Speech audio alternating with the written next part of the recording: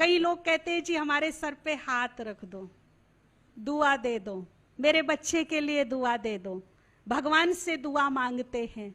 मेरी समझ में नहीं आता मांगने वालों को मिलता कितना है। आपने भी देखा होगा ना, सड़कों पर, घर के दरवाजे पर भिखारी आकर भीख मांगते हैं।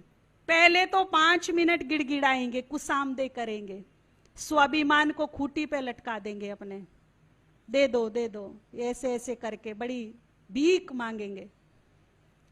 10 मिनट मैंने अनदेखा करा उसको, ठीक है ना। अब मैं उसको दिल से नहीं दे रही, पीछा छुड़ाने के लिए दे रही हूं। पीछे ही पड़ गया तो अब क्या करूं।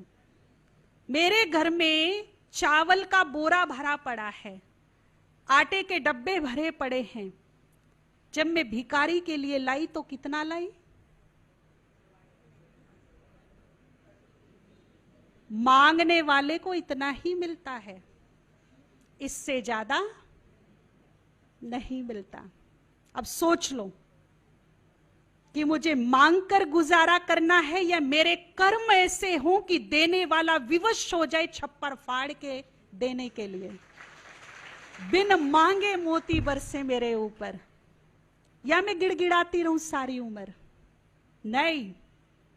क्या करना है मुझे? अपने कर्म श्रेष्ठ बनाने हैं। अपना बोल, अपना व्यवहार, अपना एटीट्यूड ऐसा बनाऊं कि भगवान राजी हो जाए और राजी होकर छप्पर फाड़ के लुटाए। भीख मांगने की जरूरत नहीं है, ठीक है ना। मांगने से कुछ नहीं मिलता और मांगी हुई दुआएं फलीभूत भी नहीं होती। चलो अगर आपने मांगी और किसी ने कहा ठीक है खुश रहो, फलीभूत नहीं होगी वो दुआ। दुआ वो फलीभूत होती है जो दिल की गहराइयों से निकलती है, जो अंतरात्मा से निकलती है, वो दुआ फलीभूत होती है। मान लीजिए मैंने किसी की मदद की, किसी रोते हुए को हंसा दिया, किसी निराश व्यक्ति के चेहरे में आशाओं के दीपक जला दिए, उदास व्यक्ति को, हताश व्यक्ति को राह दिखा दी। अब उसने जो मरने की कागार पर था उसे जीवन जीने का हौसला दे दिया। अब उसने खुश होकर मुझे कहा सुखी रहो। तो ये दुआ मैंने अर्जित की, हासिल की। ये है मेरी कमाई, ये है मेरी ताकत, ये है मेरी शक्ति। ये कब काम आएगी? मान लीजिए मेरे सामने कुछ ऐसे कारण बन गए दुखों के, प्रॉब्लम्स के, समस्याओं के, विघ्नों के, उस समय ये दुआ काम आएगी। दुख चाहे पहाड़ जैसे हों, लेकिन यदि मेरे पास सच्चे दिल की अंतरात्मा की दुआएं हैं तो ये दुआ दीवार बनकर खड़ी हो जाएगी। मुझ तक दुखों को, विघ्नों को आने नहीं देगी, सुरक्षा करेगी मेरी। दुआएं ये काम करती है। तो दुआओं का होना जरूरी है या नहीं?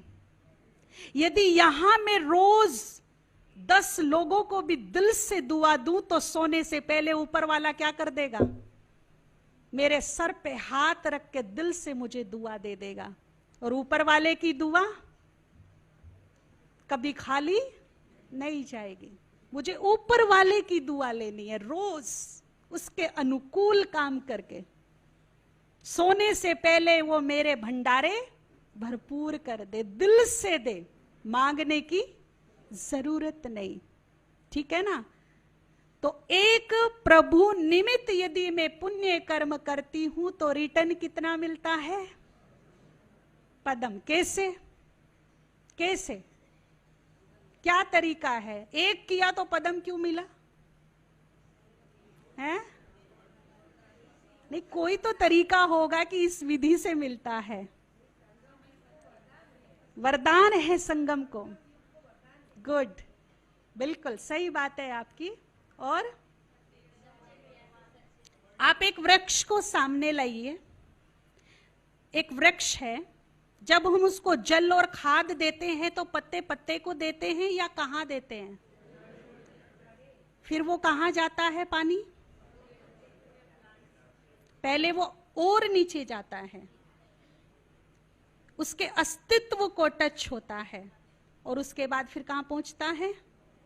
चोटी तक जाता है, ठीक है ना? चोटी तक, हर टहने तक, हर फूल तक, हर पत्ते तक ऑटोमेटिक जाता है।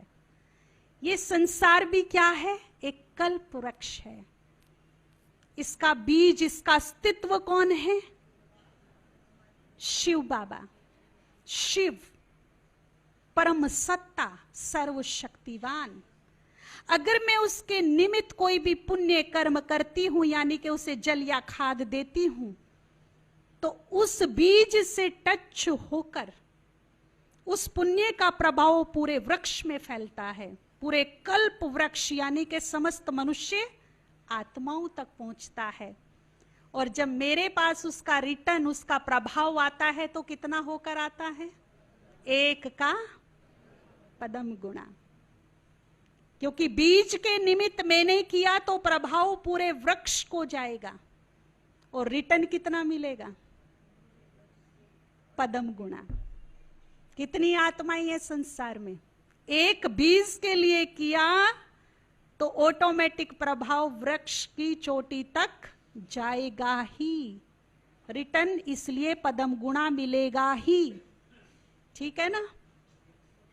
और ये समय अभी ही है। बाबा ने कहा एक वक्त वो आएगा जो लोग अपनी धन संपदा कदमों में रखेंगे और बाबा कहेगा भाग्य बनाने का समय समाप्त।